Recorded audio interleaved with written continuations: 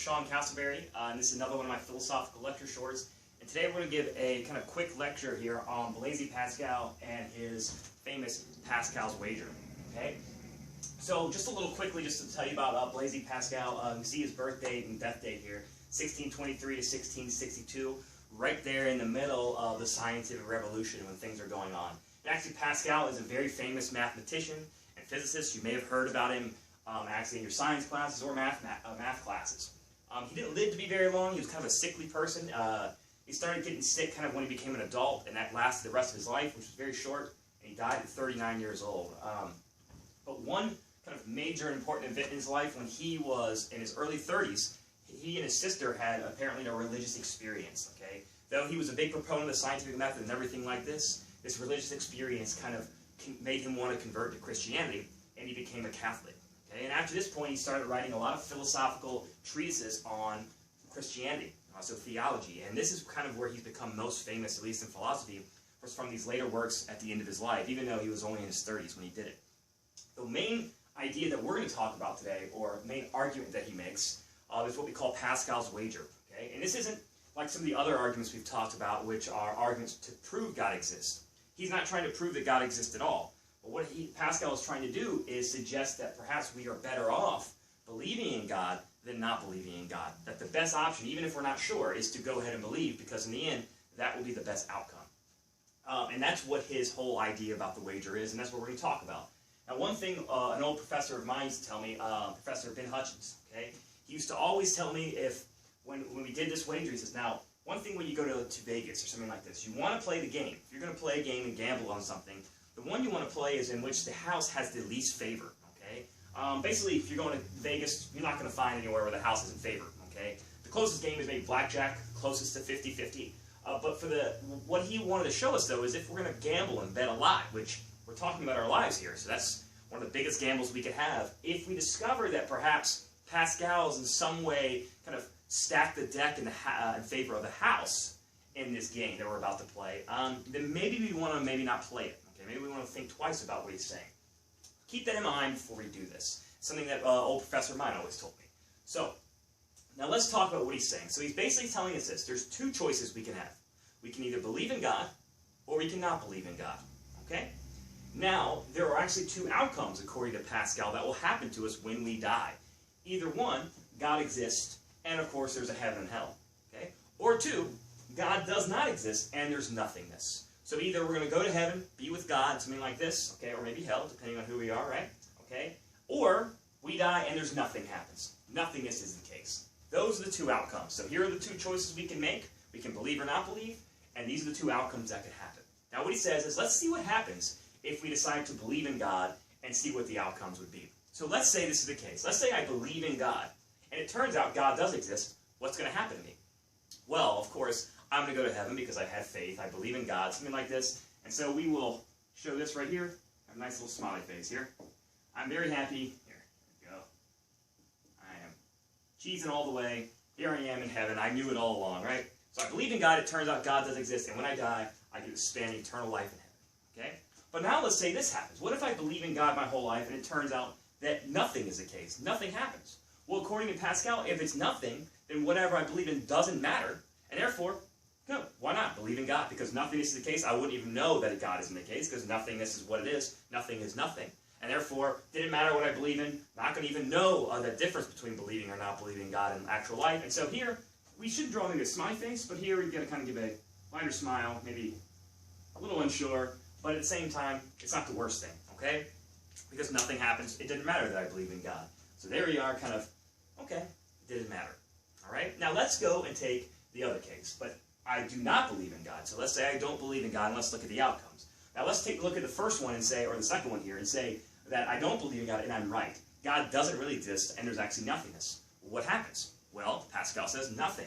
The same thing here is going to happen here. I won't even know that I was right about nothing, because nothing is nothing, and whatever I believe in doesn't matter what I believe in. Okay? It didn't matter because nothing is a case, and therefore nothing matters. All right? So once again, we draw the same face.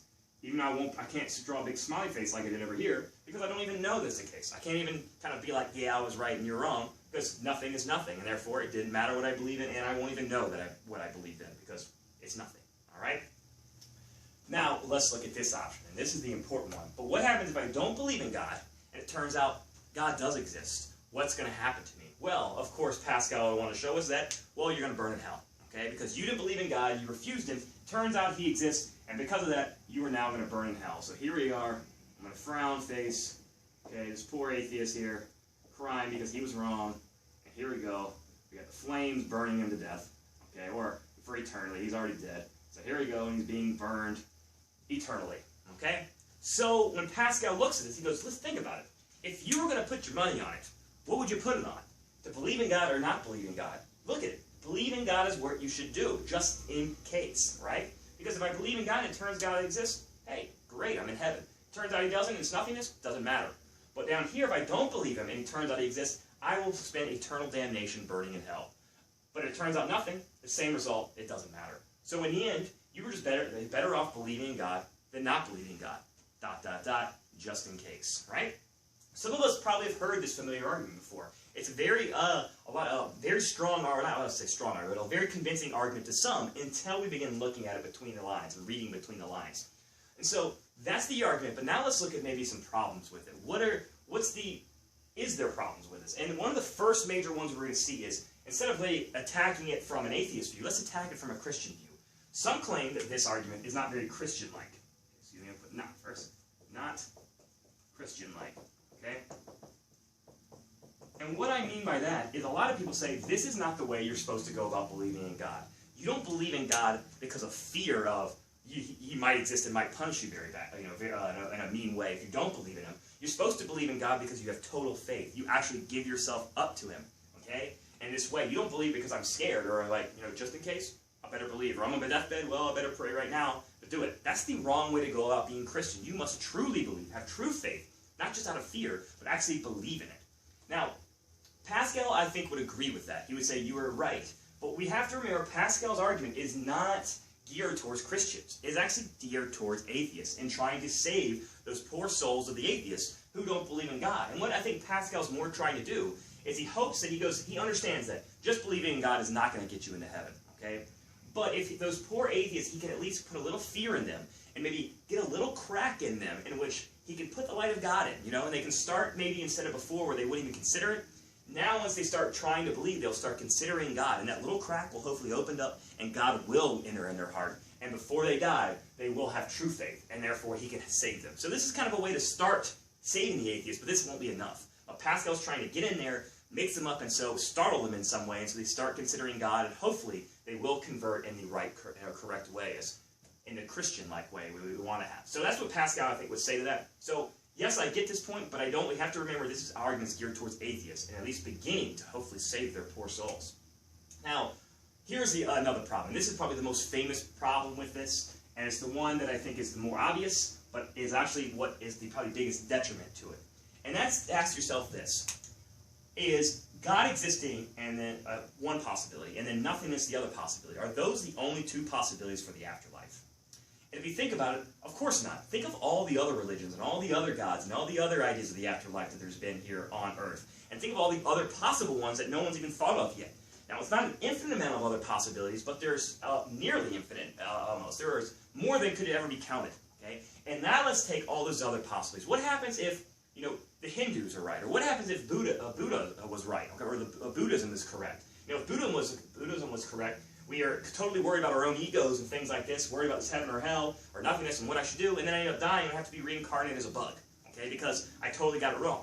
All right, now, if that was, we had 1 or 2 or 3 or 4 or all of the other possibilities up here, does it seem to make so much sense to believe in God or not believe in God? Does it make more sense to believe in the Christian God if there's these other possibilities? It doesn't seem to be the case, okay? You throw those in there, all of a sudden it doesn't seem to make sense to just believe in God because there's all these other possibilities that could be out there. And so this is what we call, there are way more than 2 possibilities. More than 2 possibilities, right, for the afterlife, okay? And this is what my professor was talking about if the house is stacking the deck in their favor, okay? If Pascal was stacking the deck in the house's favor or the house of Christianity, which he is doing, then we might now want to play the game. he's doing that by only saying there's only these two possibilities, which stacks the favor heavily in the side for Christianity. But if we throw in all those other possibilities, all of a sudden, this doesn't seem to be the case, okay? It's more like a game of roulette now, in which anything could happen. There's tons of possibilities, and your chance of winning is very slim, okay? Now, if you get it right, then you win a lot, right, okay? So that's probably the major problem, and that's why I think Pascal's wager in the end fails, okay? Now, there's one other argument that I want to bring up real quick, and then we'll finish, okay? And that's what I like to call the existential argument, okay? So let's give Pascal best case scenario, and let's say it really is only these two possibilities. So we'll ignore this second problem here and say it's just these two. I want to ask you something. If it really is nothingness is the case, let's say it turns out that nothingness is the case, did it then not matter what I believed in my life? Okay? And what I mean by this is, would I have the same kind of smile here, whether I didn't believe in God or believed in God, and it turned out to be nothingness? And though I wouldn't know, okay, about what happens after the fact, but if it really is nothingness, and I'm not saying every Christian would be like this, but because some Christians will say whether God exists or not, Christianity is something of value and worthy to live for, okay? But I bet there are some Christians out there who would have rather done other things in their lives, spent their lives doing other things, maybe more exciting, more fun things for them, than going and fearing God and believing the whole time, and it turns out He really doesn't exist. I'm sure there's other people that have done something else with their life. And that's what I'm trying to say. Just because nothingness is at the end, it doesn't mean that my life doesn't matter, or what I do in this life doesn't matter. That's a huge mistake. If nothingness is really the case, then everything matters right now.